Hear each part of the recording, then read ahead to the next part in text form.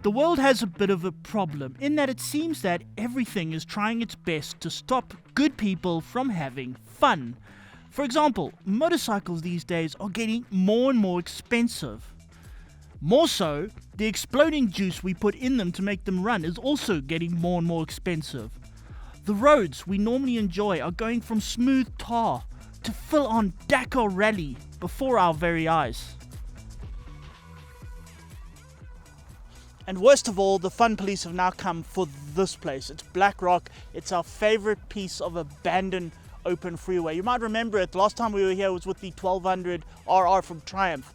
And there's no point to blasting it down. It didn't prove anything. It didn't show anything. But, you do it anyway because it's fun. Hello, it's fun. Of course it's fun. So naturally, because it's fun, people are trying to stop it.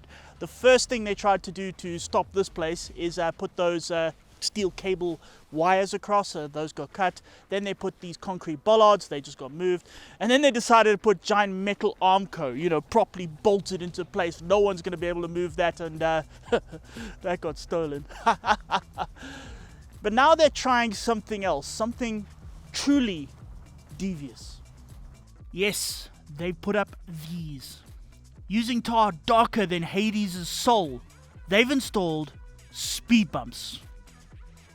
And they're not even like these soft, fluffy, calm little speed bumps either. They're these big flippin' smack you in the bottom BS shark fin things. They're just awful. They're awful. The worst kind. And clearly people do not want us to have fun. But all that means is that us fun lovers need to get creative. And the solution to all of this, we think, is this.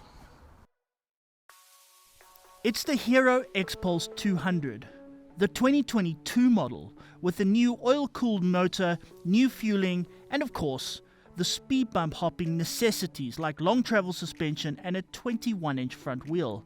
So, there's nothing for it. Okay, here we go. Time for the inaugural Hero X-Pulse speed bump drag race thing. Yes.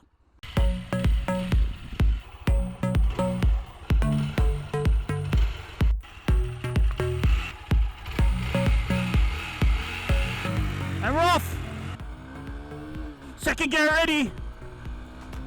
Third gear we're cruising and ooh, that's a speed bump. Stand up, bounce up. Do you like that thing sharp? Okay, wait, here comes another one. That's sharp. Another one. No, these are not made to calmly slow down traffic. These are made as killers. This one. Now I'm gonna go round this one, I think. The party peoples didn't think of that. The hateful little minds couldn't come up with that. Flat out now, up to speed. Fourth gear. Okay, but here's the speed bump. Back down to third. Hit it. Okay, here we go. Last one now. Yes! Yes, we did it! We didn't let the fun police get us! With the bike and wheels completely unabashed by the killer speed bumps, we move from the world of drag racing to the world of real life, where they have streets with laws and rules and things, all of which the X-Pulse complies with. So we thought we would try it there. Now, when we say fun, we don't mean like high-speed, speed-loving fun. This is not a speedmonger machine. In fact, the top speed of this bike is around 125 kilometers per hour, which doesn't sound like that much, but I mean, on the previous generation, it was somewhere around 115 kilometers per hour. So this new model is definitely improved. What I can't get over is how smooth this thing is. I mean, it's a single cylinder, it's a thumper. Thumpers are not supposed to be smooth. They got nothing to kind of smooth themselves out with. I mean, I've ridden 4 cylinders that are more shaky than this. The bars, I'm feeling nothing. There's nothing coming through the bars at all. Through the foot pegs, there's like a slight tingly vibration, but hardly anything. I can't get over how smooth this motorcycle is. The lighting is all Euro 5 compliant LED and works better than some big dualies. Like with the previous model, the dash is digital LCD with everything you need in easy to read places, including the phone enabled navigation. And the position is great. You sit just right, upright enough, there's room enough, the seat's even pretty comfortable. In fact, I've ridden touring bikes that have seats less comfortable than this one. It's really, really good, and like I said, it doesn't shake, it doesn't wobble, it doesn't anything. It's not going to dislocate your knuckles, your arms aren't going to get tired. You could ask for more wind protection. It's got a little plastic screen, but you know, at 100 kilometers per hour, which is what you're going to be cruising at all day, I don't know if you really need it. Again, this goes down to heroes just being brilliantly made. These are really, really well made motorcycles. You can feel it. It feels like a quality product. It's when you sit here and ride it and put it through its paces, that's where it feels quality. The suspension is sort of simplistic, but not terrible. I mean, I'm riding over bumps, well, they're going great. I'm not over-exerting. It doesn't feel like it's being overwhelmed anywhere. Even some of these big potholes. It steers in the corners really well. It's stable through the corners. The brakes are not, well, latest Brembo technology, but you know, they work. They stop the bike, especially off-road. They work more than well enough, and with ABS. Overall, the X-Pulse feels jolly well happy to chortle down the government's barely kept tar roads, laughing condescendingly at the bits of it that aren't there anymore. In fact, the X-Pulse might prefer it if there was no tar at all.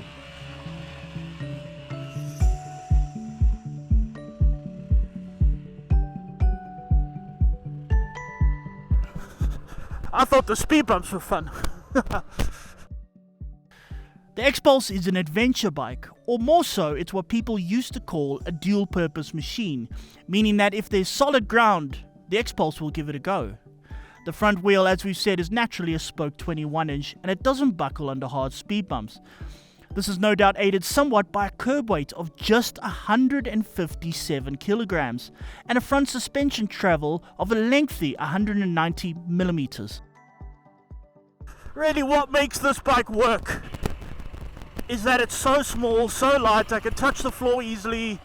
The power's, it's there. I mean, it's more than enough, and it's so much torque, so much traction, it gets you up just about anywhere.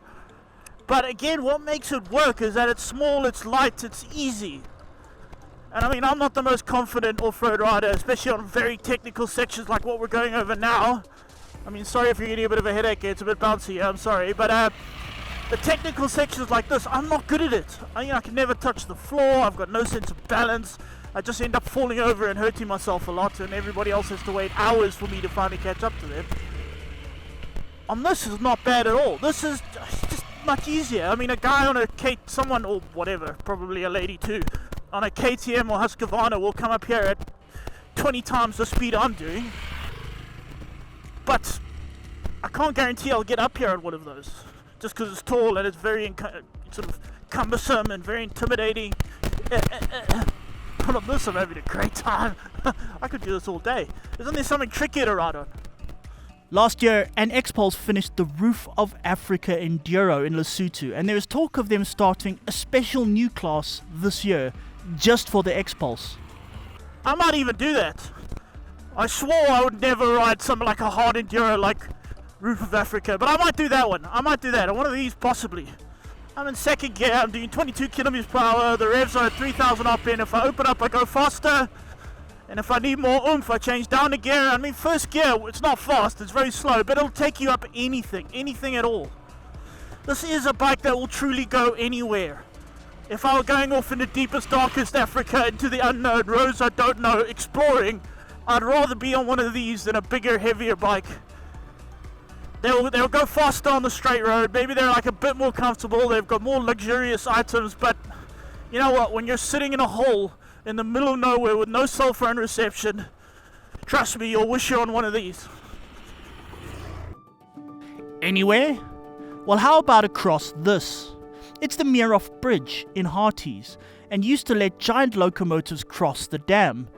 Naturally, it hasn't been used in decades, and it's probably still structurally sound. Probably. Okay. Here we go. Cross the bridge. First I gotta get this concrete block thing.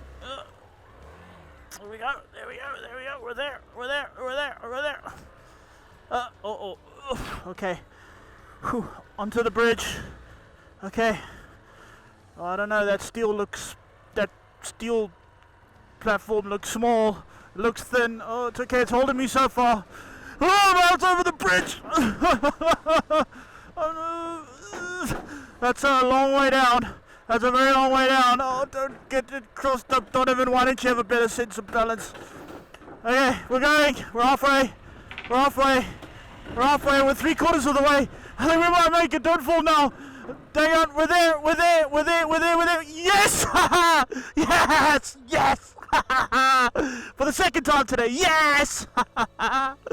So we set off to find something to conquer the fun killers, something to take on the rules and problems while still having a good time. And I think we found it. It cost a financeable 49,900 Rand. That's not so much these days. It uses far less of the fire juice than just about anything else, and it will go places possibly no other motorcycle could, all while being street legal, dependable, loyal, and of course, fun. I think we will give this bike a name. Snowy, like the trusty dog from the Tintin cartoons. It suits this bike perfectly. Welcome back. Before the break, Don was being all heroic on Hero's updated little adventure bike, the X-Pulse. I realised that in the macho adventure riding world of South Africa in particular, and probably in other rugged, vast open countries like Australia or the States, there will probably be much mocking of a model like this. I can understand that. If you've got the hard-earned years of experience and the necessary skills to deal with a 100 and plenty horsepower and 200 plus kilos of weight off-road, then the little X-Pulse is not exactly going to fill you with excitement. But not all of us grew up in such off-road riding friendly environments, and I am one of those people.